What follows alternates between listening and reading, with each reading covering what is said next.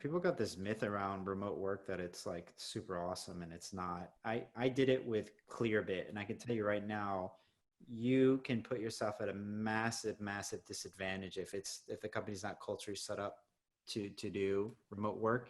And the key element to cultural success with remote work is meticulous documentation. Meticulous documentation. I need to self-serve. I need to be able to answer my own questions that come up in the day. I don't need to ask somebody because I can't, because we're remote. And Slack and whatever tools the company uses, whether it's Microsoft Teams or Slack, whatever, is not enough to get a proper answer.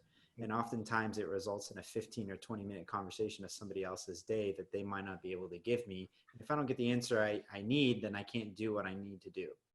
And you look at companies like GitLab, right?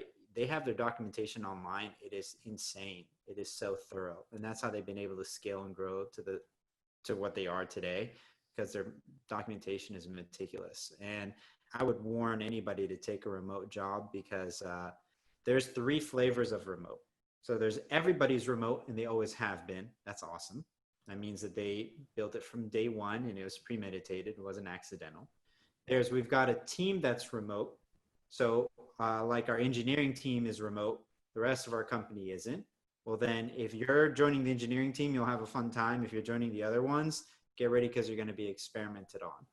Yeah, they're not set up for that. And there's we want to try remote, which is usually a recipe for complete failure. That's the scenario I was at. At Clearbit, I was the first remote sales hire. 25 of my colleagues were in San Francisco. I was in Atlanta. 50% of the company is remote. So the company has a remote culture. The sales team does not. I found out that doesn't work. It was a really tough time. 6 months into the job, I was asking questions that somebody who got hired the same week I did was answering for me, because they were in the office and I wasn't. And I was like, how'd you know that? And he goes, well, so-and-so said it over lunch. And I'm like, well, I don't eat lunch with you guys, so how would I know that? Yeah. And if you didn't take the time to write it down, where am I going to read it?